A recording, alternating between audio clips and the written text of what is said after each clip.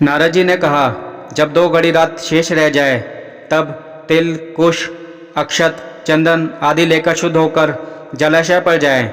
नहर की अपेक्षा नदी में स्नान करने से 10 गुना फल मिलता है और नदी की अपेक्षा संगम पर स्नान करने से 10 गुना फल मिलता है और तीर्थ स्थान पर स्नान करने से इन सबसे दुगुना फल मिलता है।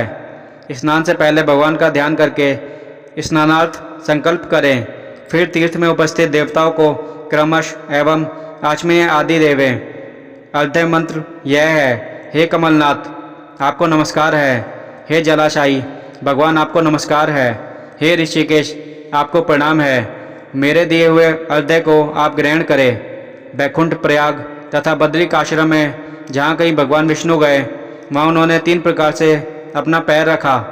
वहाँ पर ऋषि वेद यज्ञों के सहित समस्त देवता मेरी रक्षा करते रहे। हे जनार्दन, हे दामोदर, हे देवेश, आपको प्रसन्न करने के लिए मैं कार्तिक पक्ष में विधिवत प्रातः स्नान कर रहा हूँ।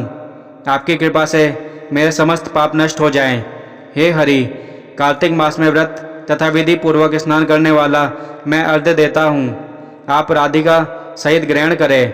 हे कृष्ण, हे प्रबल राक्षसों का नाश करने वाले भगवान, हे पाप नाशक, कार्तिक मास में नित्य प्रति दिए हुए मेरे इस अर्घ्य द्वारा कार्तिक स्नान का व्रत करने वाला फल मुझे प्राप्त हो। विष्णु, शंकर तथा सूर्य का ध्यान करके जल में प्रवेश करें और नाभि पर्यंत जल में खड़ा होकर विधि पूर्वक स्नान करें। गृहस्थी तिल और आंवले का चूर्ण लगाकर विधवा स्त्री व जति तुलसी की जड़ की मिट्टी लगाकर स्नान करें। सप्तमी, अमावस्या, नवमी, त्रयोदशी, द्वितीया, दशमी आदि तिथियों को आंवला तथा तिल से स्नान नहीं करना चाहिए। स्नान करते हुए निम्न शब्द कहें, जिस भक्ति भाव से भगवान ने देवताओं के कार्य के लिए 3 प्रकार का रूप धारण किया, वही पापनाशक भगवान विष्णु अपनी कृपा से मुझे पवित्र बनाए।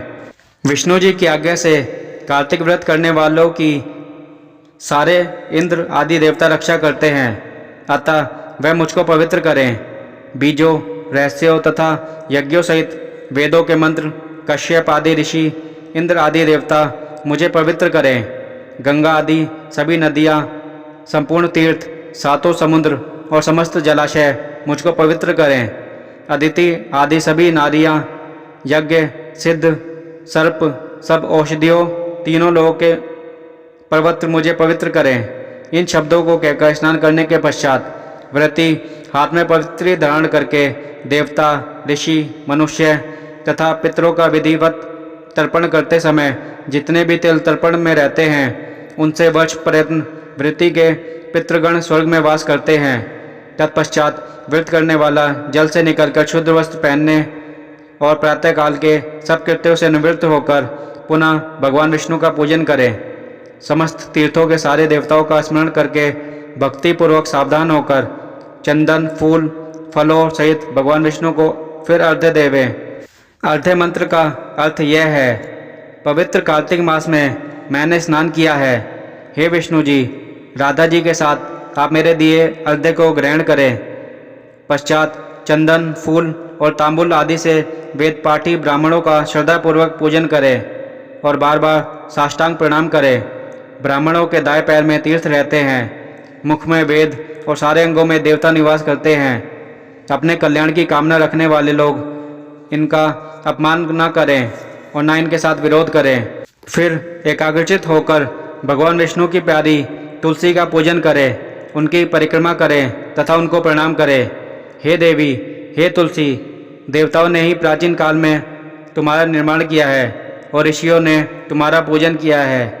हे विष्णु की प्यारी तुलसी, आपको प्रणाम है, आप मेरे सब पापों का नाश करो। इस प्रकार भक्ति पूर्वक जो लोग कार्तिक व्रत का अनुष्ठान करते हैं वह संसार में सुखों को भोगते हुए अंत में मुक्ति को प्राप्त करते हैं। सारे रोगों का नाश करने वाला, पापों को नष्ट करने वाला, मनुष्य को श्रेष्ठ बुद्धि देने वाला, धन आदि का साधन, मुक्ति और कोई उत्तम व्रत संसार में नहीं है।